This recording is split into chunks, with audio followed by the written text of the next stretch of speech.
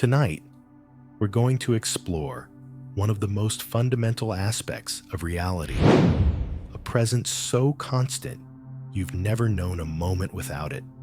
Gravity. It keeps your feet on the ground. It holds the atmosphere to our planet.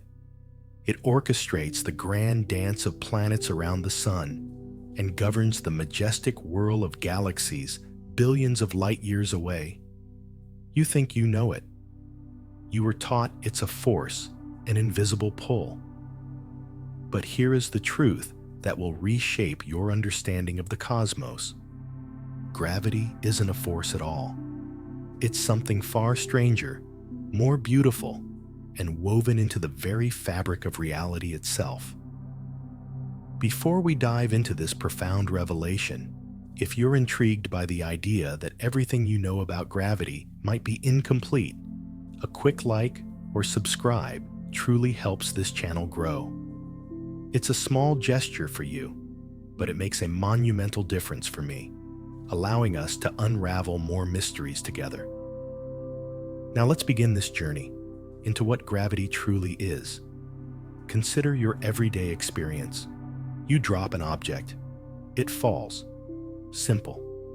From childhood, you've been told Earth's gravity pulls it downward. The sun's gravity pulls Earth into orbit. This idea is not wrong. It's brilliantly useful, but it is profoundly incomplete. It's like insisting the Earth is flat because it looks flat from where you stand. For daily life, it works, but it misses a deeper, stunning truth. To find that truth, we must start with the man who first gave gravity a language, Isaac Newton. In 1687, Newton published Philosophia Naturalis Principia Mathematica, often just called the Principia. Before this, why things fell or planets moved were philosophical guesses. Newton changed everything. He showed that the same phenomenon that made an apple fall also kept the moon in its orbit around Earth, and Earth circling the sun. This was revolutionary.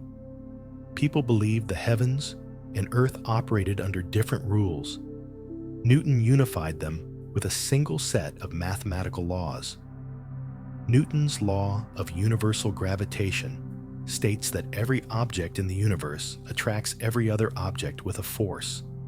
This force is proportional to the product of their masses and inversely proportional to the square of the distance between them. Let's break that down. You and Earth pull on each other. You feel it because Earth is massively massive. You and a pencil across the room also pull on each other gravitationally, but so weakly it's immeasurable in daily life. How weak? Imagine trying to detect the gravitational pull of a single person walking past a lab.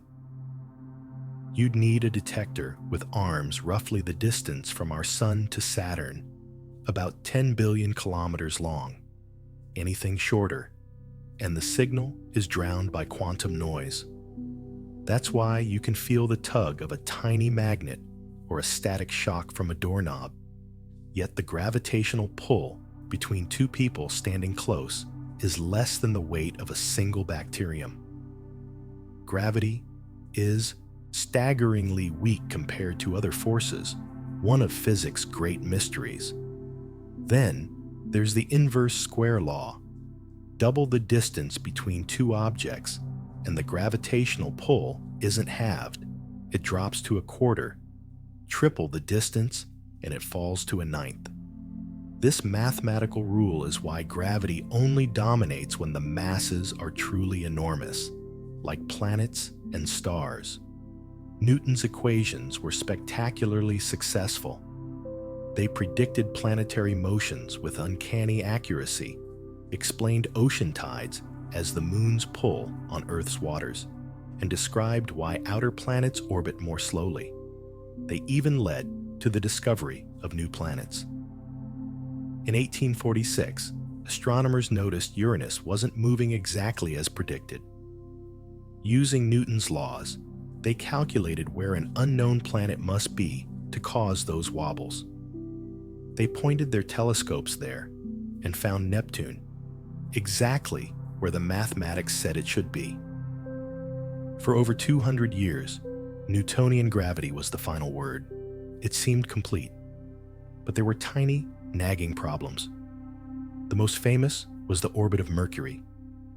Mercury, the innermost planet, orbits in an ellipse. But this ellipse isn't fixed. It slowly rotates around the sun, a phenomenon called precession. Newton's equations could explain most of this precession as caused by the gravitational tugs of other planets. But not all of it.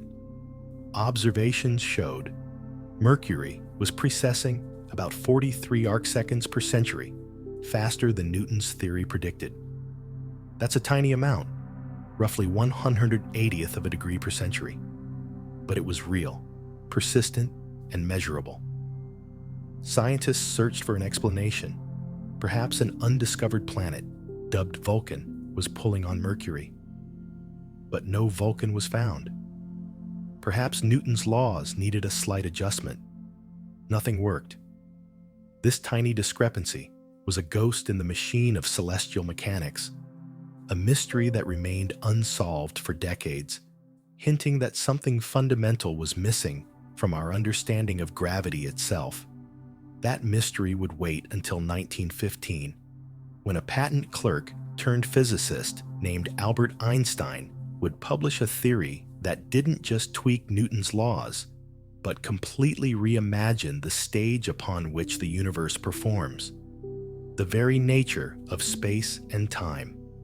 That tiny anomaly in Mercury's orbit was more than just a problem with a planet. It was a crack in the foundation of our cosmic understanding. For centuries, Newton's framework seemed unshakable, a perfect clockwork universe. But cracks, once they appear, have a way of spreading. Einstein saw not just a crack, but a fundamental flaw in the very premise. He asked a question so simple, it was radical. What if gravity isn't a force that acts across space, but a consequence of the shape of space itself? To answer this, we need to rebuild our intuition from the ground up. Let's start with space and time as we normally think of them. Space is the three-dimensional arena where everything happens. You can move up, down, left, right, forward, backward. Time is separate, a relentless one-way flow from past to future. Space is where things happen. Time is when they happen. They seem utterly distinct. Einstein's first breakthrough, his special theory of relativity, began to weave them together. He showed that measurements of space and time aren't absolute. They depend on the observer's motion. But it was his general theory of relativity, completed a decade later, that truly fused them. Einstein proposed that space and time are not independent. They are interwoven into a single, four-dimensional fabric, spacetime. This isn't just a mathematical trick. It's a description of physical reality. You cannot have space without time, or time without space. Every event in the universe happens at a specific location in this four-dimensional continuum. When you sit still, you are still moving through time. When you move through space, you alter your path through time. They are aspects of the same thing. Now, here is the revolutionary leap. Einstein said this space-time fabric is not rigid and static. It is flexible. It can bend, stretch, and curve. And what causes it to curve? Mass and energy. Any object with mass or energy warps the space-time around it.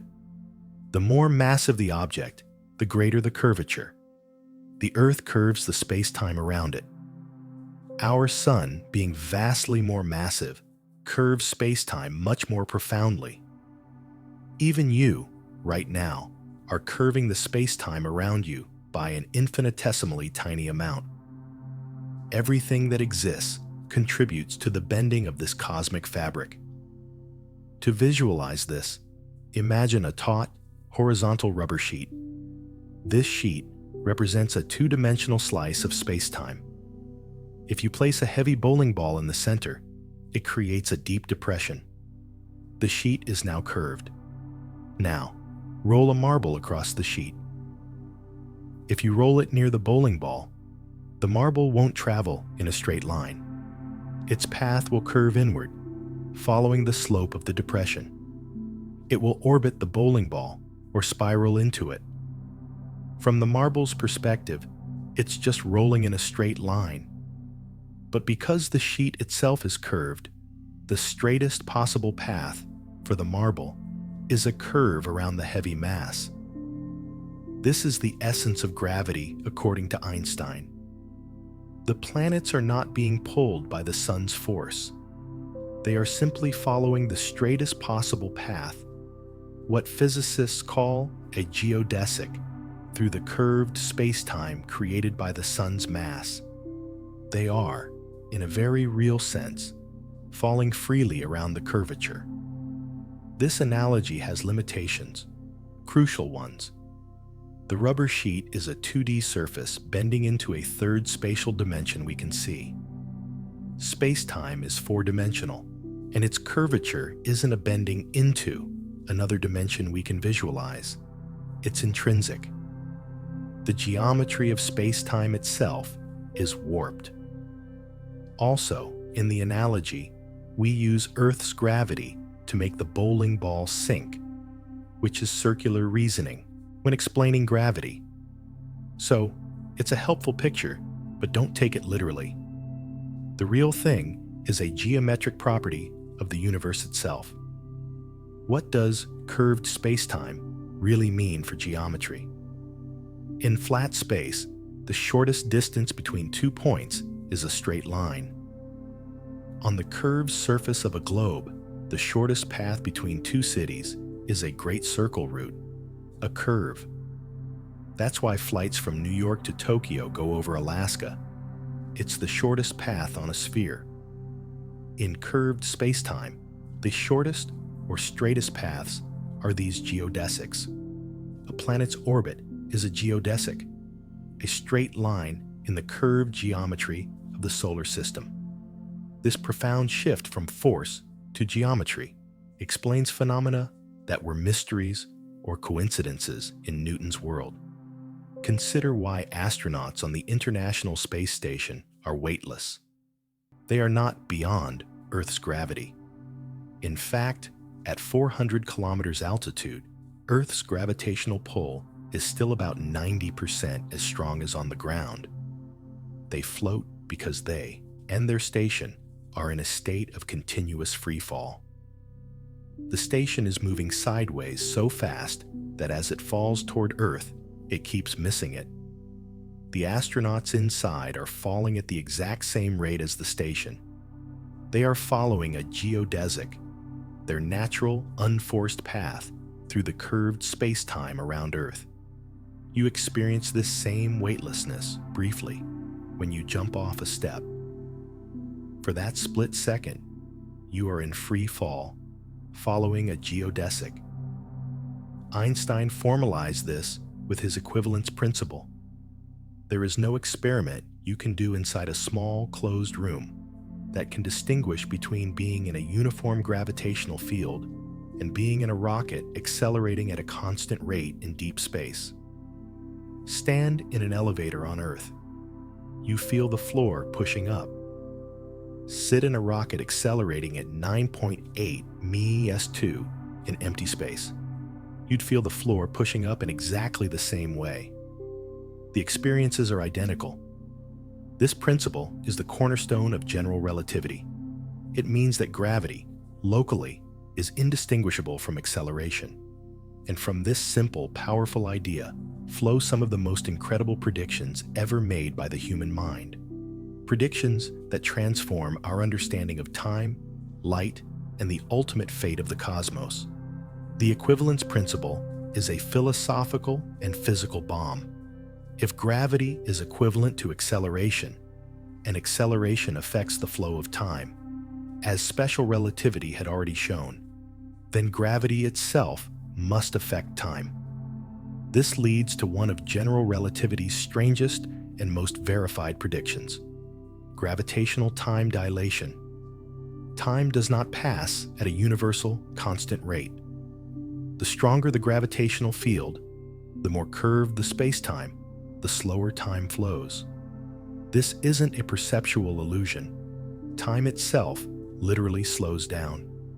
If you had two perfectly synchronized atomic clocks and placed one on the ground floor of a skyscraper and the other on the top floor, the clock higher up, where gravity is microscopically weaker, would run ever so slightly faster. When you brought them back together, they would disagree. The higher clock would be ahead by a tiny fraction of a second. This was first confirmed in a landmark experiment in 1971. Scientists flew extremely precise atomic clocks on commercial jet planes around the world. Upon landing, these clocks were compared to identical clocks that had remained on the ground. The flying clocks, having experienced slightly different gravitational and speed-related time dilation, showed a discrepancy that matched Einstein's predictions exactly. A difference measured in nanoseconds, but it was real. Today, this effect is not just a laboratory curiosity, it's a routine engineering correction. The Global Positioning System, GPS, would be useless without it.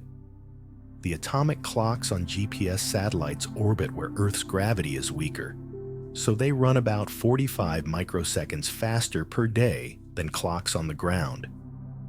If this relativistic effect weren't factored into the software, GPS coordinates would drift by kilometers within hours.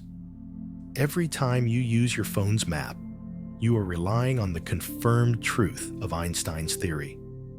Time dilation becomes extreme near massive objects. Near a neutron star, time passes about 30% slower than far away. At the edge of a black hole, from an outsider's perspective, time appears to grind to a halt. But time dilation is just the beginning. The equivalence principle also predicts that light must be affected by gravity. Newtonian gravity treats light as massless, so it shouldn't bend.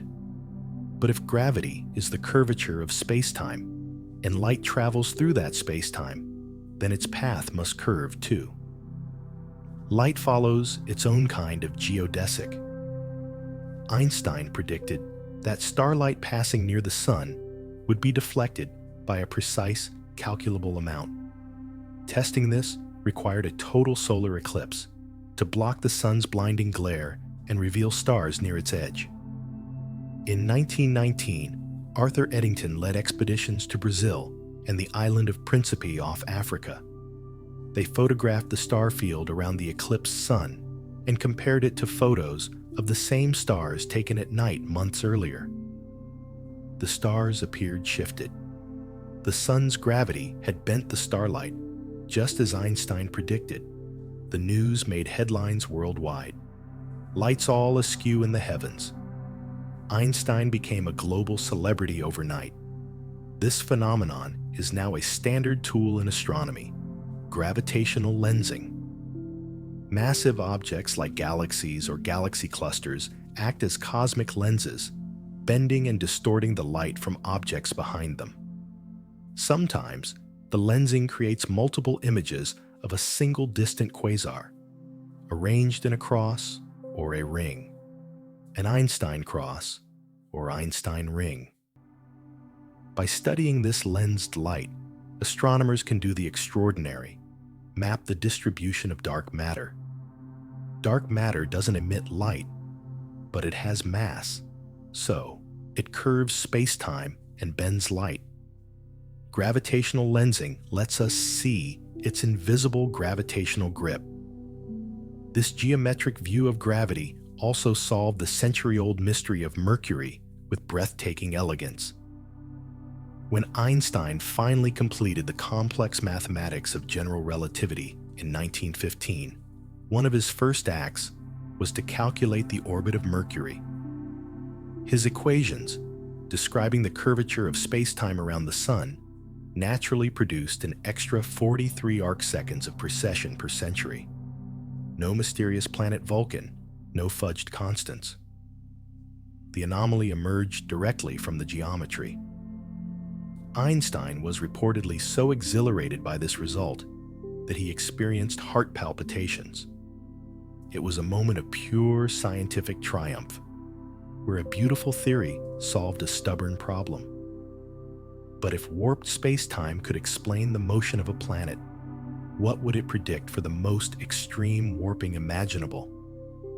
What happens when so much mass is crushed into such a small point that space-time curves not into a gentle bowl, but into a bottomless pit from which not even light can escape? The theory pointed inevitably to the most mind-bending objects in the universe: black holes. A black hole is not a cosmic vacuum cleaner, greedily sucking in everything. It is, in Einstein's geometric terms, a region where space-time is curved so severely that all possible paths for matter and light lead inward toward a central point. It's a pit in the fabric of reality so deep that the sides have closed over the top. The boundary of this pit, the point of no return, is called the event horizon. Once something crosses this invisible threshold, it cannot come back out. Not because it's being pulled too hard, but because within the horizon, the curvature of space-time is such that all geodesics, the straight lines of the universe, point inexorably toward the center. It's a one-way street woven into the geometry of existence. Black holes form from the death of the most massive stars. A star is a battle between gravity trying to crush it and the outward pressure from nuclear fusion in its core. For millions or billions of years, it's a stalemate. But when a massive star exhausts its nuclear fuel, the pressure vanishes. Gravity wins catastrophically. The core collapses in a fraction of a second. If the collapsing core is more than about 3 times the mass of our Sun, no known force, not even the repulsion between densely packed neutrons, can stop it. It collapses indefinitely, crushing down to an infinitely small, infinitely dense point called a singularity. Around this singularity, the event horizon forms. Its size depends only on mass. For a black hole with the mass of our Sun, the event horizon, the Schwarzschild radius, would be only about 3 kilometers across. For the supermassive black hole at the center of our galaxy, Sagittarius A-UAS, with 4 million solar masses, the event horizon is about 12 million kilometers across. The physics near a black hole bends the mind. Consider someone falling into one, feet first. As they approach, an observer far away would see something bizarre due to extreme gravitational time dilation. The falling person would appear to slow down, freezing just outside the event horizon, their image redshifting until it fades from view. But this is an illusion from our distant perspective. For the person falling, nothing special happens at the horizon. They cross it in finite time. However, tidal forces, differences in gravity's pull from head to toe, become monstrous. Near a small black hole, these forces would stretch you into a long, thin strand of atoms long before you reach the horizon, a process physicists call, with perfect seriousness, spaghettification.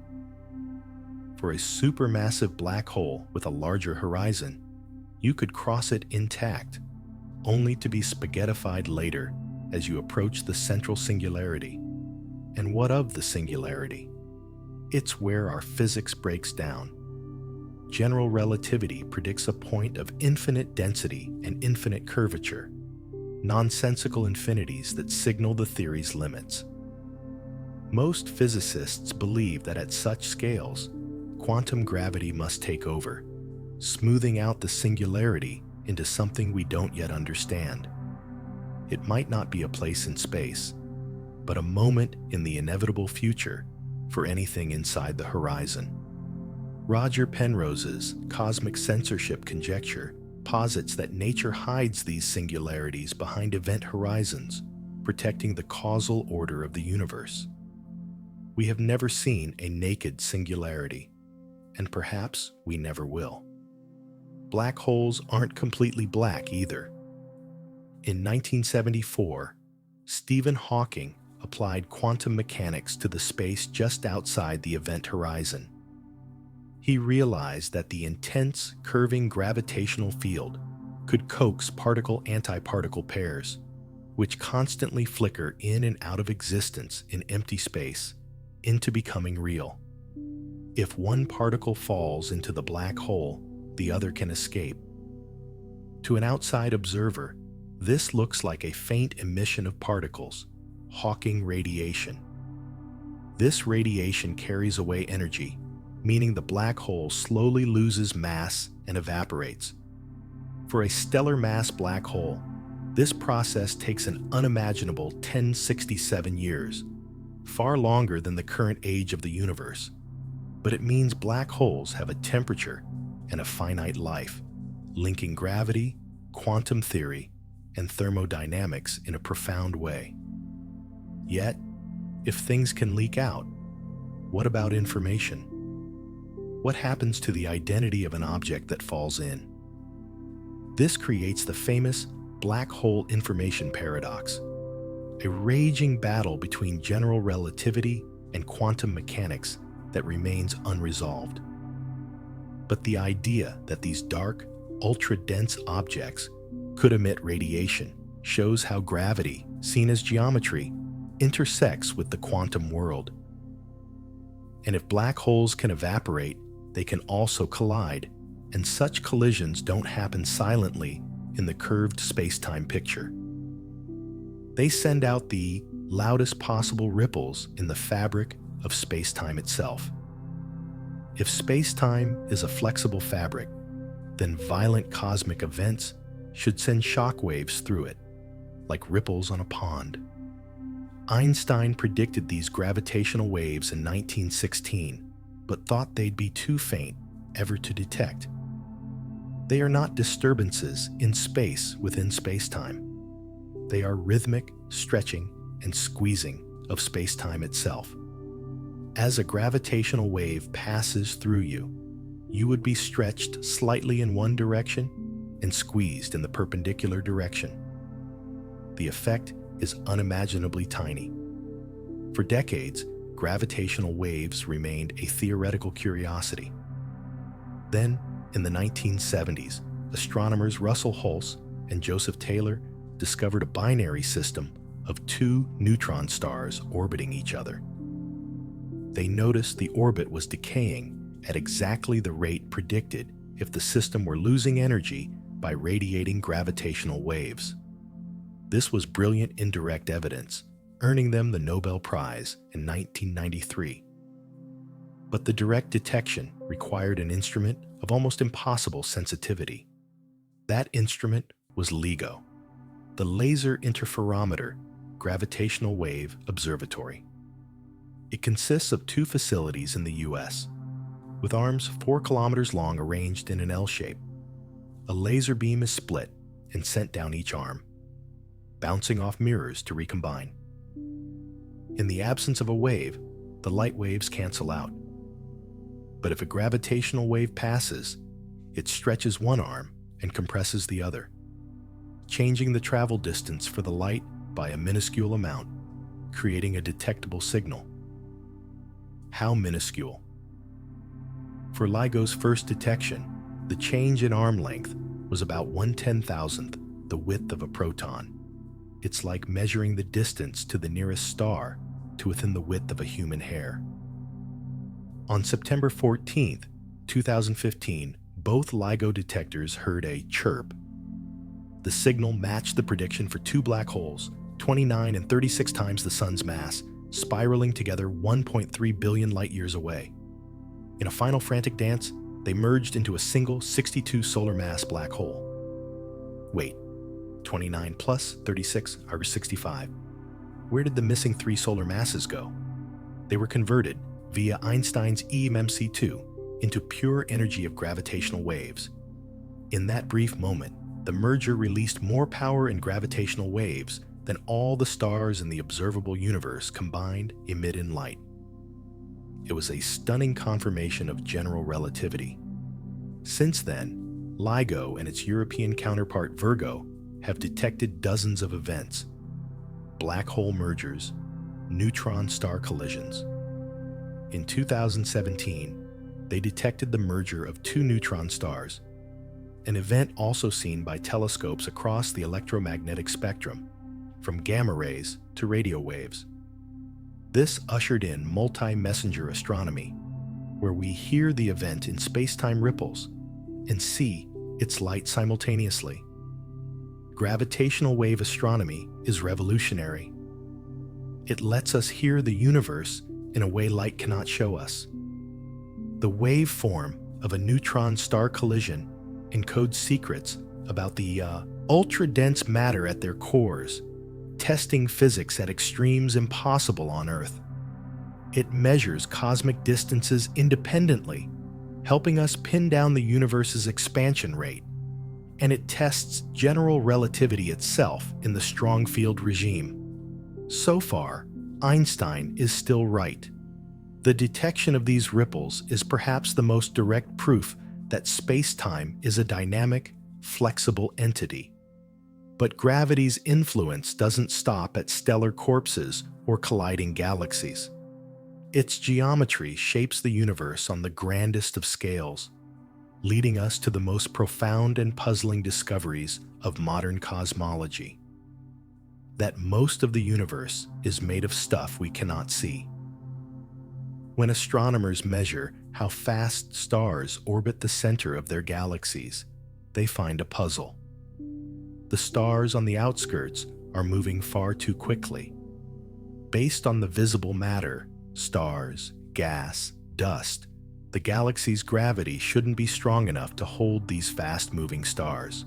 They should fly off into intergalactic space. The only explanation is that there is far more mass there than we can see, providing extra gravitational grip. We call this invisible mass dark matter. It does not emit, absorb, or reflect light. It's dark, but it has mass, so it curves space-time and influences visible matter through gravity. Approximately 85% of all matter in the universe is this mysterious dark matter. What is it? We don't know. It's not just normal matter hiding in dark clouds. Such clouds would block light. The leading theory is that it's an undiscovered type of subatomic particle, a relic from the Big Bang that interacts only through gravity and perhaps the weak nuclear force. Searches in deep underground labs continue, but it remains elusive. Even more mysterious is dark energy. In 1998, astronomers studying distant supernovae made a Nobel-winning discovery. The expansion of the universe is not slowing down due to gravity, as everyone expected. It is accelerating. Something is pushing space itself apart, acting as a kind of anti-gravity. This something is dark energy. It appears to be a property of empty space itself, a constant energy density filling the vacuum. As the universe expands and more space is created, more dark energy appears, causing expansion to accelerate further. It's a runaway process. Current measurements suggest dark energy constitutes about 68% of the total energy content of the universe. Dark matter is about 27%. The ordinary matter that makes up stars, planets, and us, a mere 5%. We live in a universe where 95% of its content is invisible and unknown. That is the ultimate lesson in cosmic humility. This accelerating expansion has a startling implication for the far future. Galaxies not already gravitationally bound to us will eventually be pushed away faster than their light can reach us. Trillions of years from now, civilizations in our local group of galaxies will look out and see only their own galaxy and a handful of neighbors. They will have no observational evidence of the Big Bang, cosmic expansion, or a vast external universe. The entire cosmic story we are piecing together today will be lost to them. We are fortunate to live in this special, early era when the afterglow of creation is still visible and the broader universe is still within our view. These discoveries, dark matter and dark energy, emerge from applying general relativity to the cosmos. Einstein's equations, when applied to the universe as a whole, originally suggested it must be either expanding or contracting. Einstein, believing in a static universe, famously added a cosmological constant to his equations to hold it still. Later, when Edwin Hubble observed in 1929 that galaxies are indeed receding, with more distant ones moving faster, Einstein called the cosmological constant his greatest blunder. He removed it. Ironically, dark energy behaves exactly like a cosmological constant. Einstein's blunder was a prediction ahead of its time. The expansion implies a past where everything was closer together, hotter, and denser, the Big Bang. The cosmic microwave background radiation, the afterglow from when the universe was 380,000 years old, is the smoking gun evidence. General relativity provides the framework for this entire cosmic history, from the first fractions of a second to the present accelerating epoch. It describes how tiny quantum fluctuations in the early universe were stretched by inflation and then amplified by gravity over billions of years to form the galaxies, clusters, and vast filamentary structures of the cosmic web we see today.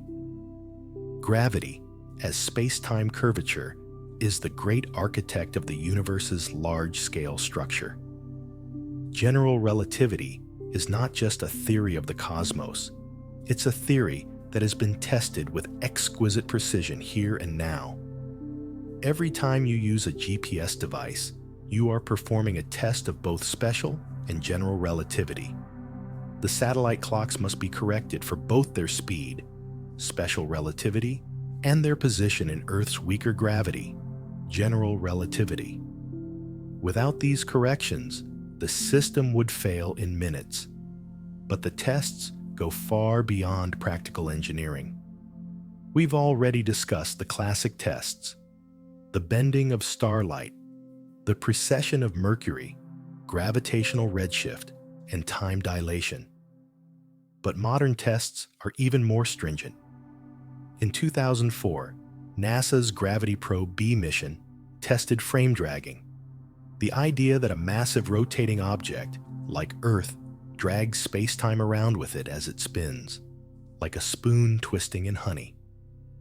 The satellite carried ultra-precise gyroscopes. After a year in orbit, it measured a tiny shift in the gyroscope's orientation caused by Earth's rotation, warping space-time around it. The result confirmed Einstein's prediction. The Event Horizon Telescope, EHT, a global network of radio telescopes, has taken the first ever images of black hole shadows. In 2019, it revealed the shadow of the supermassive black hole in galaxy M87, a dark region surrounded by a ring of glowing orbiting gas. The size and shape of that shadow match the predictions of general relativity for a spinning black hole of that mass. In 2022, the EHT imaged Sagittarius A, the black hole at our galaxy's center, with the same success. We are now directly imaging the space-time geometry around these monsters. Binary pulsars, like the Hulse-Taylor system, continue to be exquisite natural laboratories. The slow, steady decay of their orbits as they radiate gravitational waves matches general relativity's predictions to a precision of better than 0.1%. These are not just confirmations. They are stress tests in extreme environments. And so far, general relativity has passed every single one. No experiment or observation has conclusively shown a deviation. It is one of the most successful and well-tested theories in the history of science. Yet physicists know it is incomplete. The problem is that general relativity is a classical theory. It describes a smooth, deterministic spacetime. Quantum mechanics, the theory of the very small, is probabilistic and deals in discrete packets of energy and fuzzy probabilities. The two theories are mathematically and philosophically incompatible. This clash becomes unavoidable in places of extreme density and curvature, at the center of a black hole, and at the very first moment of the Big Bang. To understand these regimes, we need a theory of quantum gravity that unifies them. Candidates like string theory propose that fundamental particles are vibrations of tiny strings in a universe with more than 3 spatial dimensions. Loop quantum gravity suggests spacetime itself is granular, woven from tiny, discrete loops. These theories are mathematically profound, but so far lack definitive experimental predictions. The search for quantum gravity is the holy grail of modern physics. It might explain what truly happens at a singularity, whether information is lost in black holes, and what sparked the Big Bang itself. Until we have it, our understanding of the deepest workings of the universe remains fragmentary. But the journey to find it, built upon the rock-solid foundation of general relativity, is one of humanity's greatest intellectual adventures. Let's bring this understanding down to Earth and to you. Right now, you feel weight. If you're sitting, you feel the chair. If standing, the floor. In Newton's view, gravity is pulling you down and the floor is pushing up in balance. In Einstein's view, something more subtle and beautiful is happening. Earth's mass curves spacetime. Your natural, unforced path, your geodesic, is a path that curves toward Earth's center. The floor or chair is preventing you from following that path. It exerts electromagnetic forces that push upward, accelerating you away from your geodesic. What you perceive as weight is actually the sensation of this electromagnetic resistance. You are, in a sense, constantly being accelerated upward against the natural curve of spacetime. When you jump, or when an astronaut orbits Earth, that resistance vanishes. You follow your geodesic and you feel weightless. So, freefall is the natural state of motion. Being at rest on the ground is the unnatural state, requiring constant force. This flips our intuition on its head. This geometric view also explains a famous demonstration, Galileo's, likely apocryphal, Leaning Tower of Pisa experiment, where objects of different mass fall at the same rate. In a vacuum, a feather and a hammer hit the ground simultaneously, as Apollo 15 astronaut David Scott showed on the moon. In Newton's theory, this is a curious coincidence. Gravitational force is proportional to mass, but resistance to acceleration, inertia, is also proportional to mass, so they cancel exactly. Newton offered no deeper reason. In general relativity, it's inevitable and natural.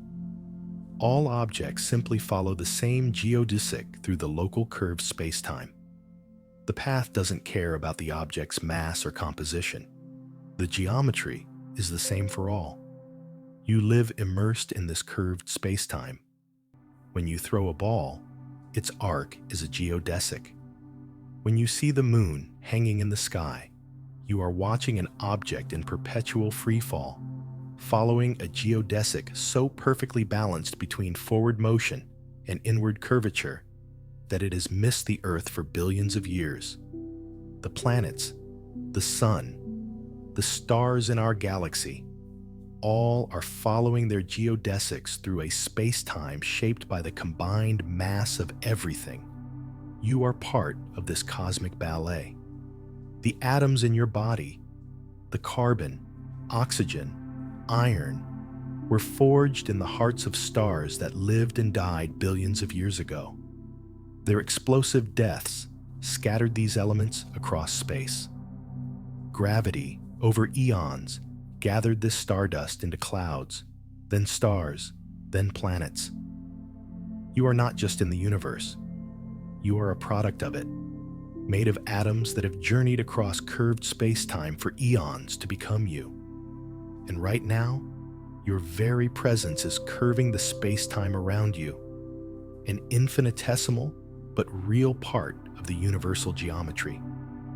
General relativity also reshapes our philosophy of reality. Newton saw space and time as an absolute fixed stage. Einstein showed the stage itself is dynamic, an actor in the play. Space-time is relational. It is defined and shaped by the matter and energy within it.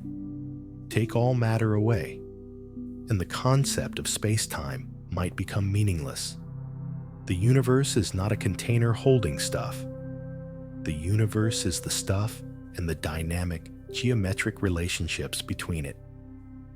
This means questions like, what is outside the universe? Or, what happened before the Big Bang? May be meaningless. Like asking, what is north of the North Pole? If time is part of the universe, then before, the beginning of time has no definition. Where does our exploration of gravity go from here? The frontiers are thrilling.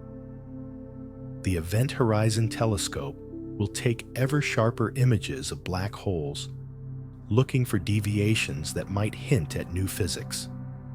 It will study the photon ring, a thin ring of light orbiting just outside the event horizon, which encodes exquisite details about the black hole's spin and space-time geometry. New, more sensitive gravitational wave detectors are being built on Earth, like LIGO India and the Japanese KAGRA, and planned for space. The Laser Interferometer Space Antenna, LISA, a trio of spacecraft orbiting the Sun, will detect low-frequency waves from merging supermassive black holes, events that shake the very fabric of space-time for years. These waves will let us probe the interiors of neutron stars and test matter at nuclear densities. They might even detect primordial gravitational waves from the first instance after the Big Bang, a direct imprint of cosmic inflation. Finding them would be like hearing the echo of creation itself. On the quantum front, experiments are trying to see if gravity affects quantum superpositions. Can a particle in two places at once create a superposition of two different space-time curvatures?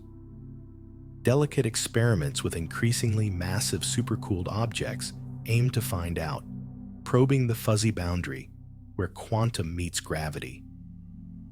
There are speculative ideas too, like the Alcubierre warp drive, a solution to Einstein's equations that permits faster-than-light travel by contracting space-time in front of a ship and expanding it behind. It requires exotic matter with negative energy, which may not exist. But the fact that the equations even allow such solutions shows how wildly different general relativity is from Newton's gravity. More practically, understanding gravity is key to our future in space.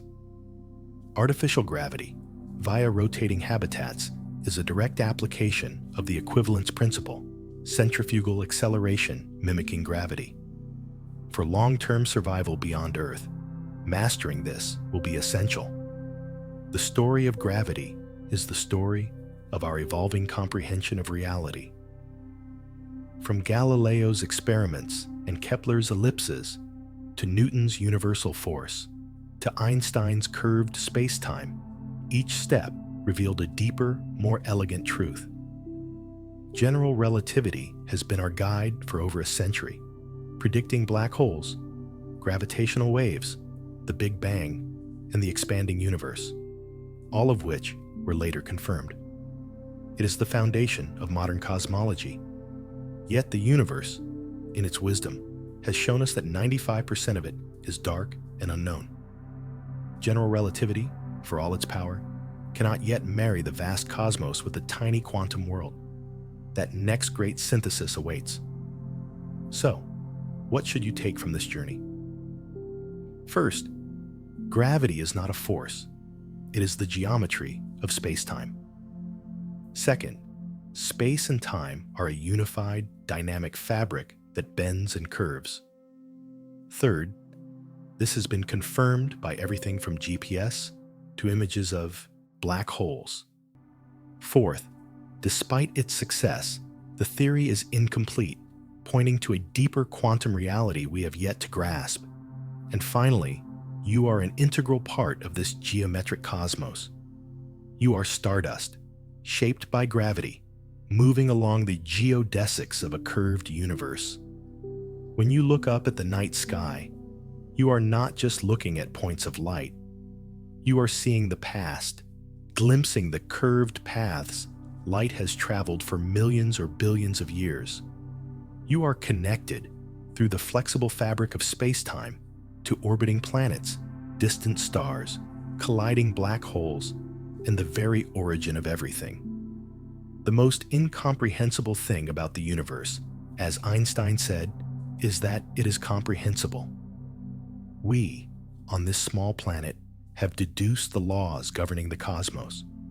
That is a testament to human curiosity and reason. The next time you drop something, remember, it's not being pulled.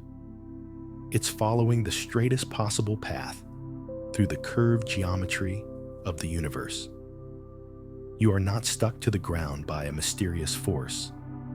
You are surfing the intricate, beautiful contours of space-time itself. Our journey from a falling apple to the edge of a black hole and the fate of the cosmos brings us to a final, unifying perspective. Gravity is the great sculptor, the silent architect, the composer of the cosmic symphony. It operates at every scale, from the way your coffee cup sits on the table to the clustering of galaxy superclusters hundreds of millions of light years across. Through the lens of general relativity, we see not a universe of mysterious pulls and pushes, but a universe of breathtaking geometry. Consider the solar system, a relatively flat disk of planets tracing out ellipses. Newton gave us the equations for those ellipses. Einstein revealed they are the natural grooves in the space-time terrain carved by the sun's mass. The stability of this system over billions of years is a testament to the elegance of geodesic motion. Look further, to a star like our own. Its very existence is a delicate balance. The outward pressure from nuclear fusion pushing against the inward crush of its own gravity, which is to say, the curvature its own mass creates in space-time. This balance, this stalemate, is what allows stars to shine for eons, producing the light and energy that makes life possible. When that balance fails at the end of a star's life, gravity takes the lead with dramatic consequences. For a star like ours, it will gently puff away its outer layers, leaving a white dwarf, a dense Earth-sized ember where gravity is balanced by a quantum effect called electron degeneracy pressure. For more massive stars, the collapse is violent, resulting in a supernova explosion that seeds the galaxy with heavy elements and leaves behind a neutron star. Here, gravity is so strong that atoms are crushed, and protons and electrons merge into neutrons. A sugar cube-sized amount of this material would weigh as much as a mountain on Earth. The space-time around a neutron star is profoundly curved, causing severe time dilation and gravitational lensing. And for the most massive stars, gravity wins utterly, creating a black hole, a region where space-time curvature becomes so extreme that it forms a closed surface, the event horizon. These objects are not just dead stars. They are laboratories for extreme physics and proofs of concept for the most dramatic predictions of general relativity. The supermassive black holes at galactic centers, millions or billions of times the sun's mass, play a crucial role in galaxy formation and evolution. Their gravity shapes the orbits of billions of stars and can ignite brilliant quasars by heating infalling gas. On the largest scales, gravity's attractive nature, described by the curvature of space-time, pulls matter together. In the early universe, tiny quantum fluctuations were amplified by gravity over cosmic time. Slightly denser regions attracted more matter, growing into the first stars, then galaxies, then clusters and superclusters. The universe today is a vast cosmic web of filaments and voids, a structure written by gravity into the expanding space-time continuum. Yet, in a stunning twist, we find that this expansion is accelerating, driven by dark energy. This means the overall geometry of the universe is being shaped by a dominant repulsive effect embedded in space itself, a cosmological constant in Einstein's equations that he initially dismissed.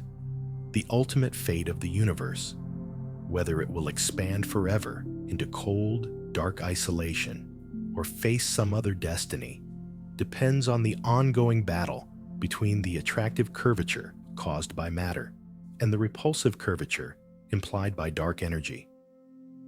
This brings us back to you, here and now. The principles that govern galaxies are the same ones you experience. The time dilation that must be corrected for in GPS satellites is the same effect that would make a clock run slower near a neutron star. The equivalence principle that tells us free fall is weightless is the same principle that assures us the laws of physics are the same everywhere in the universe. You are living within this grand, dynamic, geometric entity called space-time. Your consciousness, your very ability to ponder these concepts, is a product of a universe that allows for complexity, a complexity enabled by gravity's patient, persistent work over billions of years. We stand on the shoulders of giants, Galileo, Newton, Einstein, and countless others, who peeled back layers of mystery. We have progressed from superstition about why things fall to a mathematical description of the curvature of four-dimensional reality. We have moved from believing the heavens were a separate realm to understanding that the same physics applies everywhere. We have transitioned from seeing gravity as a force to appreciating it as geometry. This understanding is one of humanity's crowning intellectual achievements. Yet, the story is not finished. Dark matter and dark energy beckon. The unification with quantum mechanics remains the great unsolved problem. The true nature of the Big Bang and the interior of black holes are still shrouded in mystery. These are not failures, but invitations. They are the frontiers where future generations will test their wit and imagination, building upon the solid foundation of general relativity. So, the next time you feel your weight, remember the geometry beneath you. When you see the moon, envision the geodesic it tirelessly follows. When you hear about colliding black holes, picture the ripples in space-time they create. You are part of a universe that is not only vast and ancient, but also knowable, elegant, and deeply, profoundly strange. Gravity is not a chain that binds you to the earth. It is the curvature of the stage on which the drama of existence unfolds. And you, in this moment, are a conscious part of that drama, able to understand the very fabric you are made of and move within. That is the beautiful, humbling, and empowering truth about gravity, the force we completely misunderstood, and the geometry we are only beginning to truly see.